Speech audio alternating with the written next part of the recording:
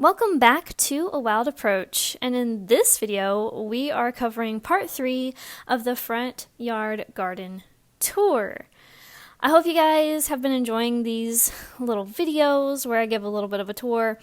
In this one we're going to talk about the Habitat Hedge. The Habitat Hedge has two goals. It has the goal of creating habitat, shelter, food, all of that for the wildlife, while at the same time creating screening and privacy for my front garden. And it's going to take years for everything to really fully fill in and grow tall enough to really provide full screening and kind of an enclosure for the front yard.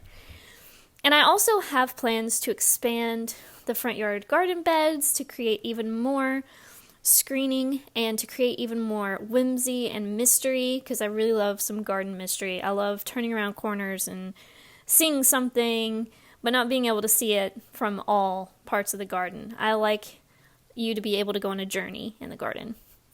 So that's the end goal, but it'll take a while to get there. And this is the east end of the Habitat Hedge. And I have planted a bunch of seeds here, and then some of these seedlings are volunteers. The volunteers are mostly violets, asters, and frostweed, and there's a bee balm or two kind of mixed in. But the things that I seeded, if you go back to my channel and you look for the pulling weeds and sowing seeds video, I think I'm in the thumbnail, kind of in front of this area right here. I talk about specifically what I seeded here. That way you can go back and you can look what actually came up and what didn't come up, if you can identify some of these seedlings in this video. But as for the shrubs and trees behind all these seedlings, I've got a non-native cypress. It's like gold threadleaf cypress or whatever. And then I've got a native oak leaf hydrangea, but it's not the straight species. I think it's Snow Queen. That's before I knew more about, it's better to have the straight species. And then I've got arborvitaes. The arborvitaes are emerald green arborvitaes. Those are basically like a nativar, I guess, is what you would consider it. It's technically native, but it's not like the straight species either. And then I've got non-native hollies. They're called oak leaf hollies. And that creates this corner of a hedge. And inside of here, some of the seedlings I planted are dill. Now, the dill is from last year's plants that seeded. Last year's plants were kind of wimpy and pathetic, honestly. But they seeded pretty well, as you can see, because there's a lot more dill this year than there was last year. And when I zoom in on these seedlings, I zoom in on some of the seedlings that I'm just not sure what they are, just to get footage of it so I can try to identify them. Because although I seeded a bunch of stuff here, some things are volunteers, some things I seeded, and so it's kind of a mix. And I'm probably going to have to pull some of these frostweed seedlings out, because I think I have too many frostweed seedlings here. I love frostweed, but it gets very tall, and it takes up space, and it can shade things out. So it's important, if you seeded some new things in the area that are a little bit more delicate and a little bit more needing of space, that you take out some of your more aggressive seedlings out of the mix that volunteered.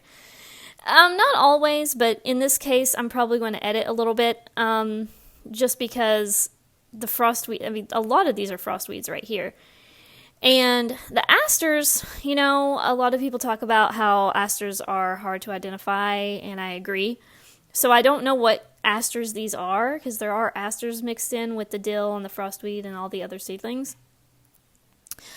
But they're probably the same ones I have like 2 feet away. I have some like 2 feet to the right of this, and I just let the seed heads stay, and so they seeded themselves all over here. They're probably some kind of native aster that just volunteered in my garden, because I've just been letting them do their thing. I don't know what these are. That's why I'm focusing on them. But I'm going to try to find out what they are, because they look interesting. Same thing with this. This reminds me of blue lobelia.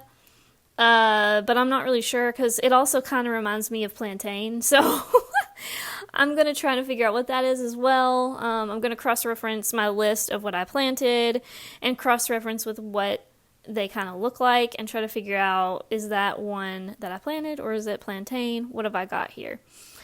And I don't know if I'm going to need to edit these asters. Probably I might need to edit them if they start to crowd out some of the things that I've planted on purpose. So we're just going to wait and see. But in the meantime, I have a huge, thick carpet of seedlings. And every once in a while, I go through here, actually fairly often, I go through here and pull invasive non-natives out, like Creeping Charlie and Bermuda. So it is a constant editing process. But over here you can see more established plants like the bee balm on the left and the frostweed in the middle, and then the asters kind of on the right here. And these asters are probably the mother and father of the little aster babies that you saw down below. And then to the right, we've got Joe Pye weed, but it was probably a cultivar. See, I have a lot of cultivars of natives. Again, I wish I would have known that it was better to do the straight species. I know that now, but, so from now on, I'll know that I need to get as many straight species as possible, instead of the cultivars and nativars. And this was some kind of interesting accident. So I have pink evening primroses over here, and that one was variegated. Must have seeded itself. I don't know. I don't know how that happens, but it's pretty interesting. This is the non-native oak leaf holly, and you can see how much damage it got during the winter time. I mean, it always gets hit pretty hard by the winter winds and the cold snaps that we've been getting the past 2 years or so. And what's very interesting about it is the first year that the hedge was put in, the arborvitaes weren't doing as well, but the oak leaf hydrangeas, or not hydrangeas, oh my gosh, the oak leaf hollies were doing better. So out of the two evergreens, the non-native oak leaf hollies were doing better the first year. But very quickly, the next couple years, the arborvitaes were doing a lot better and still are doing a lot better. And the hollies are not nearly doing as well. They do have new growth on them, so that's a good sign. But yeah, when I had this done, I hired my cousin, and he's awesome at a lot of different things. And so I hired him to do this. And where he ordered the plants from, they didn't have any native hollies, so that's how I ended up with the non-native hollies. Because I was trying to get the native ones, but I was also going through him, so he was going through whoever he gets his plants from. But, I'll know better for next time. I will have my ducks in a row for the next time, if I need a next time for that. So, yeah. And then over here near the redbud tree, I actually transplanted some coneflower seedlings, purple coneflower specifically, and blue mistflower seedlings, and one partridge pea, one Verbena bonariensis, which Verbena bonariensis is not native, but I still grow it because I love it, and the butterflies love it. And then I have 3 tall ironweeds, or New York ironweeds. I always forget which one. Probably New York ironweed. I've got 3 of those up against the trunk of the redbud tree, and I've been watering them every few days or so just to get them established, because I transplanted them from other areas of the garden, and that's usually a little bit more tricky for me when they, it disturbs them a little bit, and so I try to give them a little bit more of nursing and help. I try to give them a little bit more love and support, and that area dries out pretty quickly without the leaves there. And I moved the leaves so that I could plant those into the dirt. So now that they're exposed, they get dried out faster, so I just try to keep them moist. And right here you can see some Virginia creeper creeping in. Virginia creeper is a great native vine, and it's creeping all at the bottom of my bed, and I love it, but sometimes I wonder, do I need to be concerned this much of it coming up in this bed? I'm not really sure. It's a native vine, it's a good vine, But I do notice that the poison ivy outside of this bed near the road is pretty crazy and strong too, and it kind of grows with it. So I just don't want the poison ivy to come up here because I'm allergic to it. So I guess I'm just trying to just keep watch and see. But as this hedge is growing in, it is getting more difficult to get into it. I don't have, I think I had some stepping stones at one point through here, but I may have moved them out. I can't really remember. But it is getting harder to get inside this bed. But here's some buttonbush shrubs, some frostweed coming up, some purple coneflower coming up, some arborvitaes in the background. These are the younger arborvitaes that we bought from our next door neighbors because they didn't want them. And it was just perfect because we had this empty space in our hedge that didn't have any evergreens, and so we're able to put that as a nice green backdrop for the rest of the bed.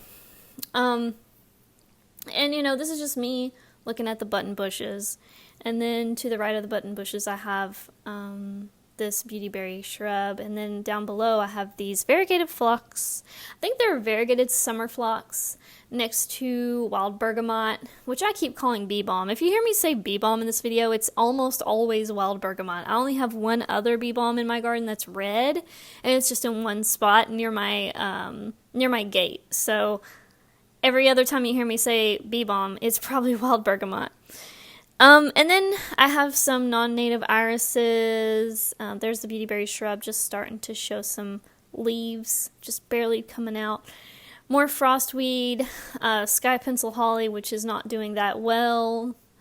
And there's a lot of weeds in this specific area, but I do have a lot of violets mixed with those. And then I think I have some kind of I have a cool ground cover back here, but I forget the name of it. And then down here I've got blue mist flower, and then under the blue mist flower, or I guess I should say under the stems of it, I have purple coneflower, and I have an Easter red cedar, which I plan to keep trimmed into like a shrub size, like maybe my height or shorter. And then I have mountain mint at the base of that, and then I have violets and strawberries, and then to the right I have American plums. Behind it I have elderberry, I have a redbud, and I have an oak leaf hydrangea. And I'm going to show you kind of a sweep around this little curve in a minute, so you're going to be able to see kind of what this vignette looks like from the west end of the Habitat Hedge. So you're going to see that in just a second. But I have some blanket flower here too. I think I had a little patch of blanket flower, which is I think also called gaillardia. And so that's what those seed heads are. But this is what you see from the west end of the Habitat Hedge looking toward the road, toward the east. So from west to east, this is what you see. And then if you go around the corner, you can see there's this pretty vignette of the redbud tree on this end. So I have like a west end redbud. When I say west end, I mean west end of the bed. It's still an eastern redbud tree, but anyway, I have a redbud on this side of the bed, and I have a redbud on the other side of the bed. And I just like to show these little vignettes of like what things look like. And then here's another oak leaf hydrangea down here. I love these. Some websites say they need to be in full sun or part shade, and then some of them say just part shade. And mine are in, this one's kind of got shade, but the other one's in full sun. Over time, they're going to get more shade because of these trees and shrubs that are growing around them, but they get a lot of sun right now, but so far they've been surviving pretty well. They just get a little bit of dieback in the spring. And then here's some larkspur that has been volunteering itself around. Unfortunately, it's been volunteering itself kind of at the edge of the bed or outside the bed instead of in the bed. So when we mow, I'm hoping that he won't mow them over. But our mower is actually broken right now. So it's actually in the shop, which means we actually aren't going to be mowing until we get it back. we thought about hiring somebody. We thought about borrowing a mower from somebody, but then we were just like, well, it should be okay for a couple weeks. And so instead, my husband's been weed eating the outside edge, like around the outside edge of the property, what the neighbors would have to deal with, and then like the area where people walk, there's not a sidewalk in this neighborhood, but people like to walk on the road, and so we just keep it trimmed near the road and then next to our driveway so that it's clean on the edges. And no one's ever complained yet, so I think we're okay. But anyway, this is where the American plums are and the elderberries. And yes, I know, I found out after I already planted them that they're going to probably compete with each other. But anyway, here are the aphids and the ants chilling on the bottom branches of this American plum. I asked somebody I trust about that situation, and they said just leave them, because I hadn't seen the lacewings out yet, but I actually just saw a lacewing the other day, so that was great advice, to just leave them. So anyway, I hope you guys enjoyed this video, and I'll see you in the next one. Bye! I just added some new original paintings to the shop. Go to macylou.com to check out the new pieces. I also have prints available as well as different categories of products. I have a $12 and under section and a $25 and under section as well, because I believe every human being deserves to have art in their home and to feel cozy and comfortable wherever they live. I also have a contact page where you can easily get in touch with me at your convenience for art commissions and business inquiries. Just put a quick subject line such as, hey, I'd like an art commission, and then in the message section, put in detail about what type of commission you are wanting. Also, feel free to use the contact form as a way to ask any questions you may have about the art or the shop. Thanks for all of your support, no matter what form it takes.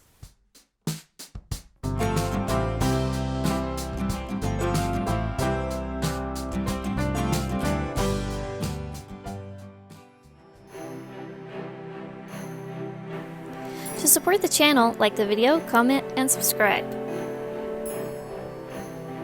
You can also support my work by buying art from me at macylou.com. Thanks for watching!